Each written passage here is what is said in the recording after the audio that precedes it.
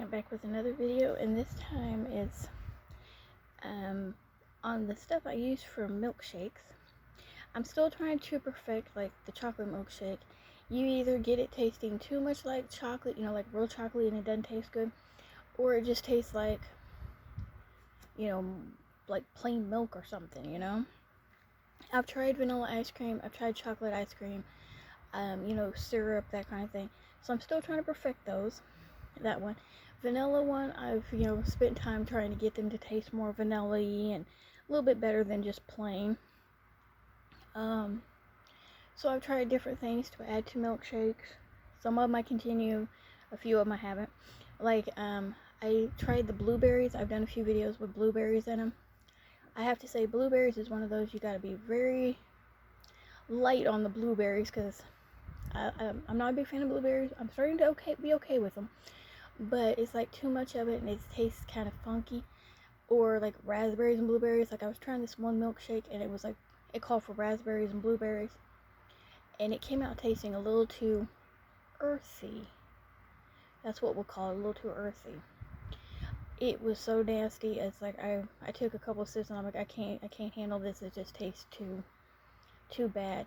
That happened once with the blueberries, but I stomached it. But with the raspberries and blueberries, I just couldn't stomach it. So I'm kind of like very careful with that. Like strawberries, I have no problem adding a little extra strawberries, but the blueberries and the raspberries are a little bit like, don't be too heavy-handed on them.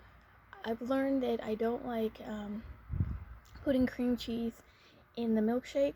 I tried it a few times and it's like, I just don't like it. I ended up using the cream cheese for something else instead, because what happened was, I knew that with reading people's things on using the cream cheese, that if you use some like blenders and stuff, you would probably have to stop it and then like clear off the cream cheese off the stuff to get it to mix better. And so when I was drinking it, I could taste the little bits of cream cheese that didn't mix, and it kind of was off-putting on the texture and the taste of the milkshake. So I kind of prefer using cheesecake, like the cheesecake slices, like that Edwards, I think is what it's called. And then of course the pudding, which I've got one. Hold on, gotta find him. Oh, here it is. And the cheesecake pudding one. As you can see, I have it in a little Ziploc baggie. And this is what I've been using when I want cream cheese, cheesecake milkshakes. So I either use the cheesecake jello pudding or actual cheesecake slices, because in my opinion it just is better. White chocolate also tastes pretty good in the milkshakes. I usually put it in with just vanilla ice cream and then just blend it. I've also learned that I kind of like the lemon as well. I didn't think I would like the lemon, but it actually tastes pretty good in a milkshake. So I would recommend those three. I've also realized that I kind of like the mint. This is my second bottle of mint extract. I did not think I would like it, and I figured I would have it forever, but I finished it off, and it was like I had bought a second one because I knew the other one I was almost done with. But I really love the mint one. I've been using this green one a lot, probably because of the mint. And then of course I've used the vanilla. I've had vanilla extract and I've had this vanilla flavor. I think that I had another version of this vanilla one. Because vanilla extract's been so expensive, I've been going to the vanilla flavoring ones. And so I've been kind of using those off and on. And then when I was looking up how to make like milkshakes thicker and how to make chocolate milkshakes taste better and vanilla milkshakes taste better, they suggested using instant dry milk. And so I got the Carnation, as you can see, in the Nestle Carnation instant non-fat dry milk. And so when I read that, I was like, I didn't even think about putting that in there. And I think it's been making the a lot of these milkshakes I've been putting this in, like the vanilla ones, and then these other ones, and I think it's actually been making them taste pretty good. It's not supposed to really, I think, mess up the texture or the taste of any of the milkshakes, and of course it's just dry milk. And so I started out using a spoon, and since then I've kind of just poured in a little smidgen, and as you can see, I've used quite a bit of it in my milkshakes.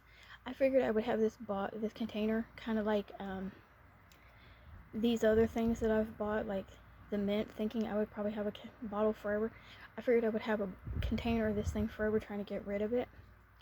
And I've been using this in every milkshake I've made for myself. So I recommend buying a dry milk and adding it to your milkshakes. Like I said, when I went looking and I found that, I was like, okay, where do I find it? And then they showed pictures of like, I think it was like a Walmart one, and I'm like, oh, okay, now I know where I'm supposed to find it at, because I've never really paid much attention to the dry milk. I knew the canned milk because my mom used to get it for macaroni and cheese during the holidays, but I'd never seen dry milk that I really paid much attention to. And so I really recommend finding some dry milk to add to your milkshakes. I think that is. Oh, I also heard that whole milk was supposed to help as well, and I planned on buying some whole milk just to see, but it ended up it was like $5.48, and they only had like one, and it wasn't a very big bottle, and it's fixing to expire, and I'm like, I don't want to buy something that's fixing to expire, that's not very big, and for that price. I'm like, no. So I'm kind of held off on it because I couldn't find any other whole milk at my grocery store. That was the only one. And so I'm going to have to hold off on that. Maybe one of these days I'll be able to try the whole milk to see if it makes it thicker, because that's what they say. And so these are kind of the things I've used off and on for milkshakes for either this year or in the past, and I've reintroduced them again since I started making milkshakes again.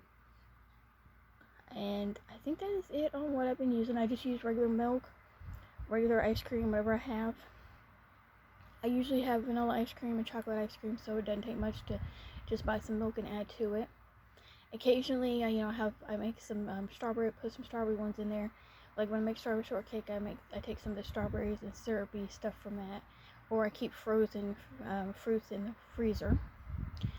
And sometimes I'll add a banana if I want to do like a banana type thing to it. Not very often. And so I think that is it on all of my milkshake ingredients that I've used, past and current. I think that's it. Thank you for watching. Bye.